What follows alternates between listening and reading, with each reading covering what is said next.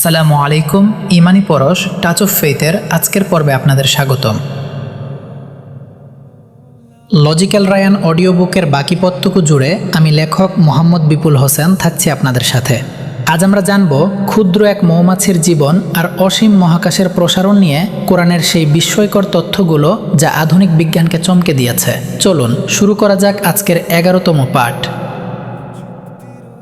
সেদিন রায়ানের কাণ্ড দেখে আমি আর আমাদের আরেক বন্ধু ইমতিয়াজ পুরোথ। রায়ান ড্রয়িং রুমের মাঝখানে একটা বড় স্বচ্ছ কাচের পাত্র রেখেছে আর তার ভেতরে একটা জীবন্ত মৌমাছি ছেড়ে দিয়েছে। রায়ান খুব মনোযোগ দিয়ে একটা স্টপওয়াচ হাতে নিয়ে মৌমাছিটার ওড়াউড়ি দেখছে।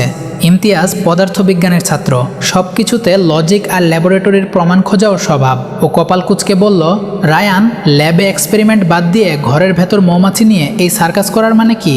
রায়ান স্টপওয়াচটা বন্ধ করে ইমতিয়াজের দিকে তাকালো। ওর মুখে সেই রহস্যময় হাসি। ও বলল, ইমতিয়াজ, আমি আসলে একটা জিপিএস সিস্টেম চেক করছি।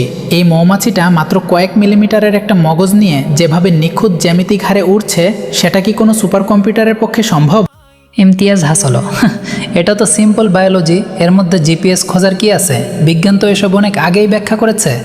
রায়ান এবার কাচের পাত্রটার ঢাকনা একটু আলগা করে দিল। ও বলল, ইমতিয়াজ, বিজ্ঞান তো অনেক পরে ব্যাখ্যা করেছে, কিন্তু তুই কি জানিস আজ থেকে 14 বছর আগে যখন মানুষ জানতো না মৌমাছির কলোনি কিভাবে চলে, তখন কোরআনে এদের নিয়ে কি বলা হয়েছে? ইমতিয়াজ সোফায় হেলান দিয়ে বসলো। কি বলা হয়েছে? নিশ্চয়ই মৌমাছি মধু দেয়, এই তো।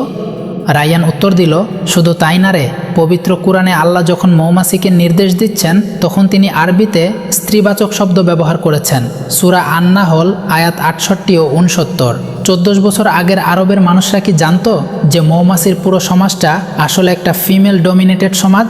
সেখানে পুরুষ মৌমাছিরা শুধু প্রজননের জন্য থাকে, আর ঘর বানানো, মধু সংগ্রহ করা এবং পাহাড়ের গায়ে রাস্তা চিনে ফেরার সব কঠিন কাজ করে স্ত্রী বা কর্মী মৌমাছিরা। বিজ্ঞান এটা আবিষ্কার করেছে মাত্র কয়েকশো বছর আগে, অথচ মরুভূমির এক নিরক্ষর মানুষ কিভাবে এই সূক্ষ্ম ব্যাকরণগত পার্থক্য জানলেন যে মৌমাছির কাজগুলো আসলে স্ত্রীলিঙ্গের? ইমতিয়াজ একটু থমকে গেল। ও হয়তো ওর মগজে ফিজিক্স আর বায়োলজির ডেটাগুলো মেলাচ্ছিল। রায়ান এবার পাত্রটার দিকে ইশারা করে দ্বিতীয় উদাহরণ দিল। রায়ান বলল, আরেকটা কথা শোন, আমরা জানি মহাবিশ্ব প্রসারিত হচ্ছে। হাবল সাহেব এটা গত শতাব্দীতে প্রমাণ করেছেন, কিন্তু কোরআনে বলা হয়েছে, আমি আকাশসমূহ নির্মাণ করেছি আমার ক্ষমতা বলে, এবং নিশ্চয়ই আমি একে সম্প্রসারিত করছি। সূরা আজ-জারিয়াত আয়াত 47। এখানে সম্প্রসারিত করছি শব্দটি বর্তমান ও ভবিষ্যৎ কন্টিনিউয়াস টেন্সে আছে। একজন মানুষের পক্ষে কি তখন ভাবা সম্ভব ছিল যে এই স্থির আকাশটা আসলে দিন দিন বড় হচ্ছে? ইমতিয়াজ এবার একটু নড়েচড়ে বসলো। ও বলল, রায়ান, এগুলো কি কাকতালীয় হতে পারে না? রায়ান বলল, কাকতালীয় হতে হলে তো একটা বা দুইটা হতো। ভ্রূণতত্ত্ব থেকে শুরু করে সমুদ্রের নিচের অভ্যন্তরীণ ঢেউ, সব কিছু নিয়ে কি কোরআন শুধু আন্দাজে কথা বলেছে? তুই কি জানিস রাসূলুল্লাহ সাল্লাল্লাহু আলাইহি ওয়াসাল্লাম বলেছেন, এমন কোনো রোগ নেই যার শেফা বা আরোগ্য আল্লাহ অবতীর্ণ করেননি। সহিহ বুখারী। এই যে কনফিডেন্স, এটা কি কোনো মানুষের পক্ষে সম্ভব? বিজ্ঞান কেবল সেই সত্যগুলো খুঁজে বের করছে যা কোরআনে আগেই সাইনপোস্ট হিসেবে দেওয়া আছে। রায়ান এবার মৌমাছিটাকে জানলা দিয়ে ছেড়ে দিল। ও ইমতিয়াজের চোখের দিকে তাকিয়ে বলল, ইমতিয়াজ, কোরআন কোনো বিজ্ঞানের বই নয়, এটা হলো নিদর্শনের বই। বিজ্ঞান প্রতি 10 বছর পর পর তার থিওরি বদলায়, কিন্তু 14 বছরে কোরআনের একটা তথ্যও কি বিজ্ঞান ভুল প্রমাণ করতে পেরেছে? বরং বিজ্ঞান যত উন্নত হচ্ছে, কোরআনের আয়াতগুলো তত বেশি জীবন্ত হয়ে উঠছে।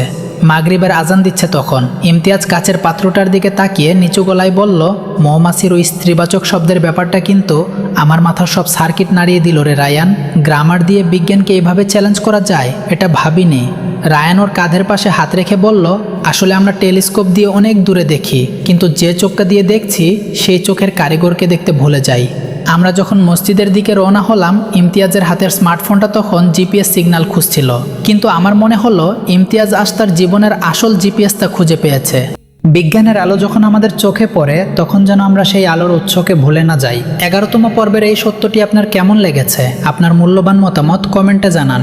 ভিডিওটি ভালো লাগলে লাইক দিন এবং আমাদের ইউটিউব চ্যানেল ইমানি পরশ টাচ অফ ফেইথ সাবস্ক্রাইব করুন। আর ফেসবুক বা টিকটক থেকে আমাদের সাথে যুক্ত থাকতে ফলো করুন। আমি লেখক মোহাম্মদ বিপুল হোসেন আপনাদের সাথেই আছি। দেখা হবে পরবর্তী পর্বে। আসসালামু আলাইকুম ও আল্লাহ হাফেজ।